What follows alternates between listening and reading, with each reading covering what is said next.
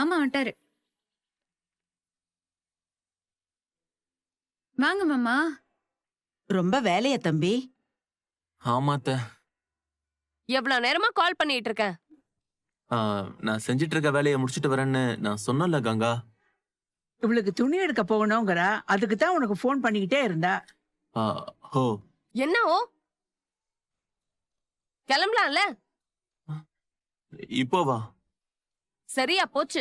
அக்கா இருக்கா? ஏன் பதட்டமா அவர? கொஞ்சம் வேலை இருக்கு கங்கா. அவசரமா தைக்கிறதுக்கு துணியெல்லாம் இருக்கு. என் கூட கடைக்கு வரதை விட முக்கியமா?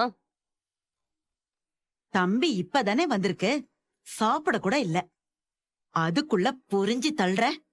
கொஞ்சம் சும்மாதான் இரு. எனக்கு புரியலங்க. திடீர்னு அப்படி என்ன உங்களுக்கு வேலை, அதுவும் எனக்கு தெரியாம? திடீர்னு தான் எல்லா ஆர்டருமே வந்தது. இதுல 15,000 ரூபாய் பணம் இருக்கு. புடவைக்கு வச்சுக்கோ. போதுமா? நான் உங்களை கவனிக்கலன்னு நினைச்சிட்டு இருக்கீங்களா? வீட்டுக்கே வராம வேலை வேலைன்னு ஓடிட்டு இருக்கீங்க. ட்ரெஸ் எடுக்க வர கூட உங்களுக்கு நேரம் இல்ல. இப்படியே ஓடிட்டு இருந்தா நான் வளகாப்ப பத்தி பேச மாட்டேன், யாருமே பேச மாட்டாங்கன்னு நினைச்சிட்டு இருக்கீங்களா? வளகாப்புக்கு செலவு பண்ண வேண்டாம், அதானே உங்க ஐடியா?